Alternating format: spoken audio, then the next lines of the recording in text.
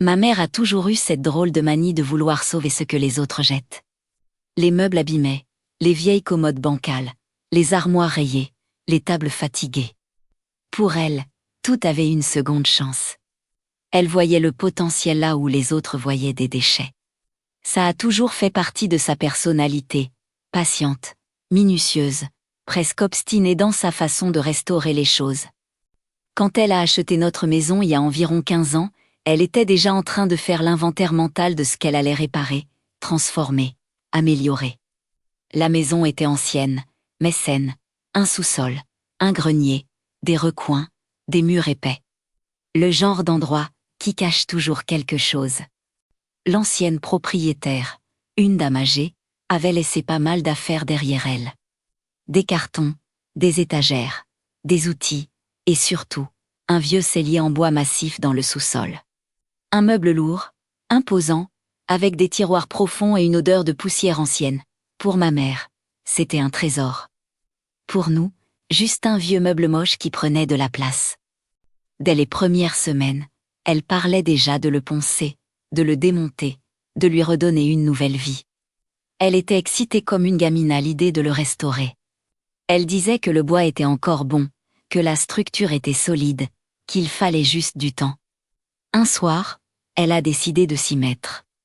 Je me souviens très bien de cette soirée. Il faisait froid dehors, la maison était silencieuse. Mon père était occupé ailleurs. Et moi, je me suis assis dans les escaliers qui descendaient au sous-sol pour lui tenir compagnie. Elle travaillait en bas, lampe allumée, papier de verre à la main, concentrée. On parlait de tout et de rien, des banalités, de la journée. Des projets. Le bruit du papier de verre était régulier, presque apaisant. Au bout de 10 ou 15 minutes, elle a voulu démonter un des tiroirs. Le fond était fragile, mangé par le temps. Elle a tiré un peu trop fort, et là, ça a cédé, un craquement sec. Un bruit de bois qui se déchire. Et immédiatement après, le chaos. Dans le coin de la pièce, mon père avait laissé un énorme sac de hockey, un sac lourd, rempli d'équipements. Un truc qui, même en le poussant fort, ne bouge pas facilement. Ce sac a littéralement été projeté à l'autre bout de la pièce, pas glissé. Pas déplacé, projeté. Comme si quelqu'un l'avait attrapé et balancé. Je n'ai même pas réfléchi, mon corps a réagi tout seul. Je me suis levée d'un bond et j'ai remonté les escaliers à une vitesse que je ne me connaissais pas. J'ai dû battre un record ce soir-là.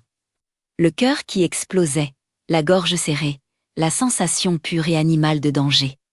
Ma mère, elle, était restée figée en bas planche, le regard rivé sur le sac. Elle n'a rien dit. Elle n'a pas crié. Elle n'a même pas bougé pendant quelques secondes. On ne s'est pas posé de questions. On n'a pas cherché à comprendre.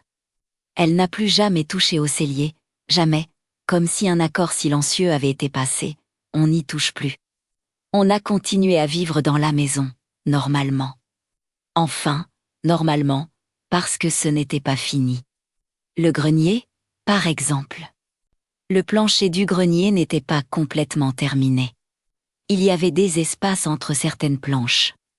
Suffisamment larges pour voir en dessous, entre le plafond du deuxième étage et le sol du grenier, des cachettes naturelles.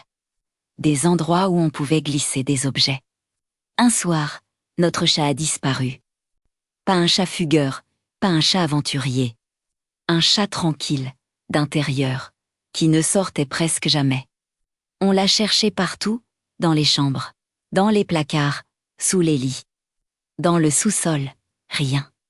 Je me suis dit qu'il avait peut-être réussi à monter au grenier. Je monte, j'allume la lumière. Et là, j'entends un bruit sous le plancher, un petit bruit, un frottement, un mouvement. Je me penche, persuadée que c'est le chat. Je regarde entre les planches. Et je vois une vieille boîte à chaussures. Une boîte ancienne, jaunie, posée là, cachée. Je la récupère, je l'ouvre, à l'intérieur. De vieilles photos de famille, noir et blanc, abîmées, des roches avec des traces d'or. Un vieux briquet. Une photo en particulier, un vieux monsieur. Et là, j'ai senti mon estomac se nouer. Parce que ce visage, je le connaissais. Je l'avais vu dans mes rêves, souvent, depuis des années. Toujours le même visage, toujours la même impression étrange. Je ne saurais pas expliquer comment je le savais, mais je savais que c'était lui. J'ai descendu la boîte, je l'ai donnée à ma mère. Elle a blêmi en voyant la photo, elle a reconnu l'ancien propriétaire.